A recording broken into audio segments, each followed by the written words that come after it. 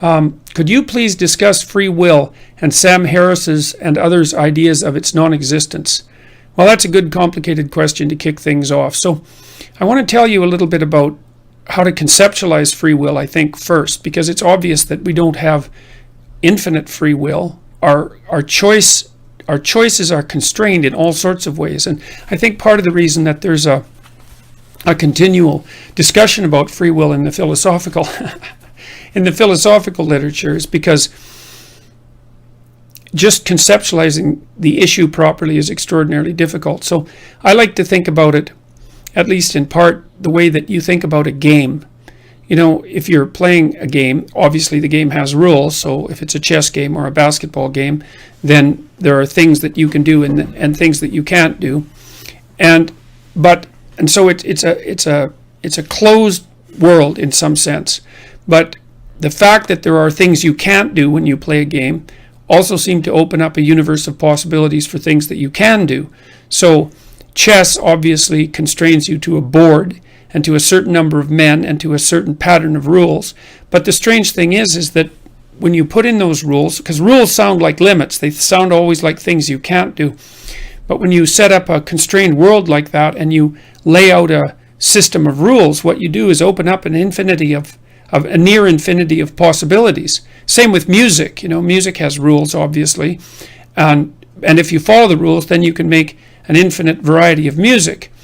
And so there's a very interesting dynamic that's hard to understand between constraint and possibility.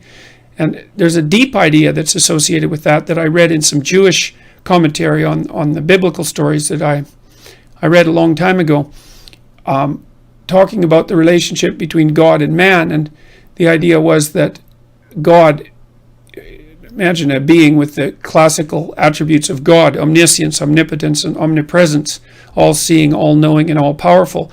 What does a being like that lack? And obviously the answer is nothing, right? Because by definition, those three traits provide for absence of limitation. But then that's exactly what's lacking, is limitation. And there's some strange connection between limitation and I was saying, say, limitation that's rule governed, as I mentioned before, and the opening up of possibility. So it isn't necessarily the case that now determinism and limitation aren't exactly the same thing, but they're analogous and they need to be discussed together. Okay, so that's the first thing, is that whatever our free choice is, it isn't limited. It's limited. It's deeply limited. Now, here's another thing. If I take my arm and I go like this, you see, I'll do that again. Now, you see there's a movement like that, and then my hands stop just before my other hand. Now, it takes a certain amount of time for the neural messages to go from my brain to my arm and back.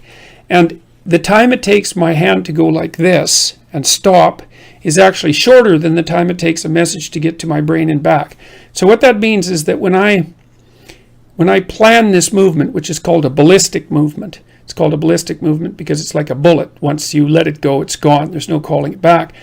I've actually organized the neurological and muscular sequences that enable that action before it's implemented. I set all that up, and then it's released, and the whole thing cascades. And so once the action has been released, let's say, then I don't really have any free will because I can't stop it. Now, so you think about that. It looks like there's a temporal gradient with regards to free will, is that as you look out into the future, perhaps the farther out you look into the future, the farther down the road, let's say, the more free your choices are. But the closer they get to implementation, the more they become deterministic, governed by standard causal processes. And there's some transition point where they change from being what we would describe as choice, that we haven't got to free choice yet, but at least to choice. There's some transition point between that and ballistic movement. Here's another way of thinking about it. Like we know, for example, that people who are expert at playing the piano look ahead of where they're playing. And they're doing the same thing. They're watching the notes. They're seeing where they're going. And then they're disinhibiting the automated structures that enable them to play what they've practiced so thoroughly. They're disinhibiting those structures. And then they go automatically. And then what happens if you make a mistake is that consciousness notes the error and then unpacks the motor sequences that have been practiced, and then you re-practice them and sequence them again until they become automatic and deterministic. So there's choice in that you're reading ahead, but there's no choice in that once you've read ahead and disinhibited the actions, then they run ballistically. And then you can think about the same thing that's happening when you're driving in a car. You don't look right in front of you when you're driving a car, because whatever is right in front of you, if you're going 40 miles an hour or whatever, you've already run over. You look a quarter of a mile down the road, and that gives you the opportunity to see what's coming and to set up a sequence of increasingly automated movements that culminate in whatever it is that you're doing while you're driving. And so there's a gradation from choice to determinism, a temporal gradation. And I don't often see that addressed when people talk about free will. Now, Sam's issue with free will is that if you get someone to do something like lift their finger, and you scan their brains using a variety of techniques while they're doing that, what you'll see is that there's an action potential that and you ask them to voluntarily move their finger, so they're doing it, let's say, by free choice. There's an action potential that you can read off the brain that occurs before the person either moves their finger or, let's say, decides to move their finger, and that occurs quite a bit before the feeling of voluntarism or that voluntary act. And so that's been read by Benjamin Libet, who did the experiments, as indication that even the feeling of voluntary choice is determined. But I don't think that that's a very useful way of addressing the issue, because the issue of when you lift your finger up again is it requires pre-programming to disinhibit. Like, you know how to do this, right? You don't have to learn to do that. So you have a little automated circuit that does this sort of thing. All these finger movements and everything, you can see babies practicing them. And they develop automated circuitry that tends to be posterior left hemisphere in order to run those automated processes out. And what you're basically doing when you decide to do something that's a routine that you've already practiced, or made out of subroutines that you've already practiced, is disinhibiting them. And the degree to which you might regard that as free exactly is unclear, as are the temporal limitations.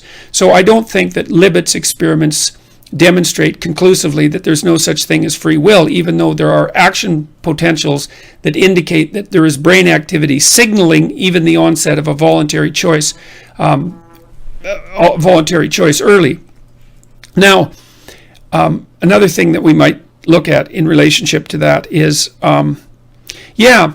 so we could look at it phenomenologically, and we could also look at it in relationship to how people treat one another. So phenomenologically, it seems clear that we have free choice, and it isn't obvious to me why we have consciousness if free choice isn't real, because consciousness looks to me like a mechanism that deals with potential before it's transformed into actuality, let's say.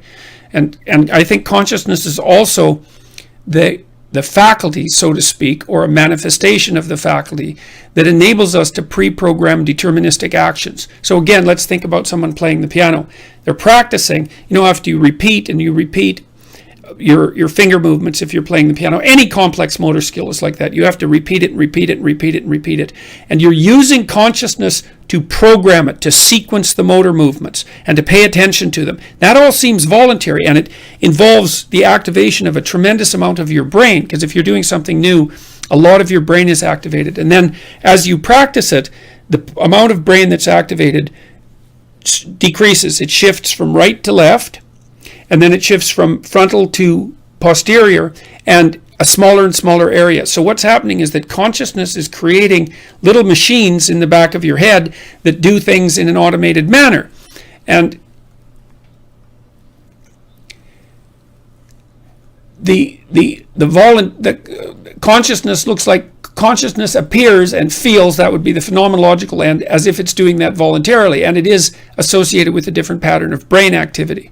And so, okay, so there's that. There's the phenomenological reality of voluntary choice and effort as well, because conscious programming of that sort is also effortful. It doesn't seem to run deterministically like a clock does.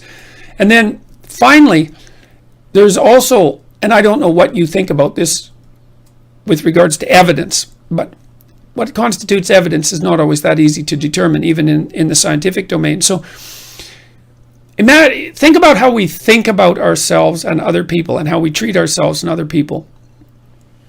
You can imagine that you're like a clock running down, and that's like a deterministic model. But people aren't clocks. We're dissipative structures. A clock is something that runs downhill. But human beings, you can look up dissipative structure. I think that was an idea that was first formulated by the physicist Schrodinger.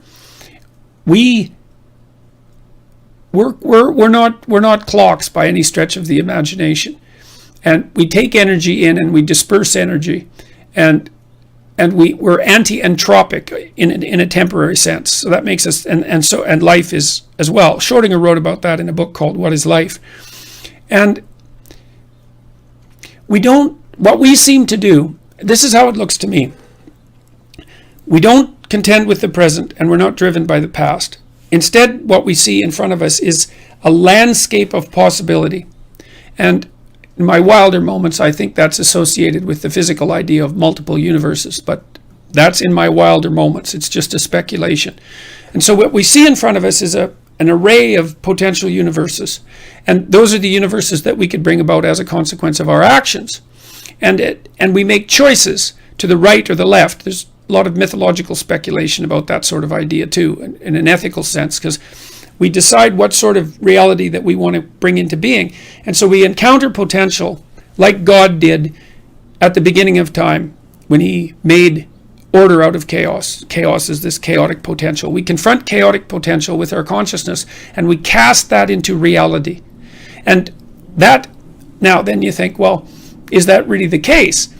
Well, that's hard to say, because there are limits to our knowledge about consciousness and about reality. But if you treat yourself like you're a free moral agent with choice, and that you can determine the course of your life, then you seem to get along better with yourself and to be less anxious and to be more productive. And if you treat other people like that they're free agents that are making voluntary choices about how reality is going to come into being, and you reward them when they do it properly, and you punish them or otherwise discipline them when they do it badly, then your relationships with them seem to work. And then if we predicate our society on the presupposition that each individual human being is capable of doing just that, then we seem to have extremely functional societies. And this is something that Sam Harris has been taken to task for many times, is if you dispense with the idea of free will, how is it you organize your relationship to yourself, your interactions with your family, and your relationships with the broader social community? It's a very complicated issue. So I believe strongly that we have free will, that we're responsible for our choices. Those choices are constrained in many, many ways.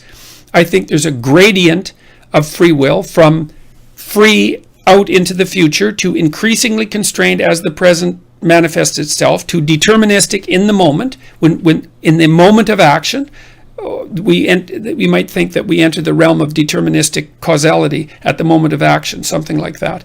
That's how it looks to me.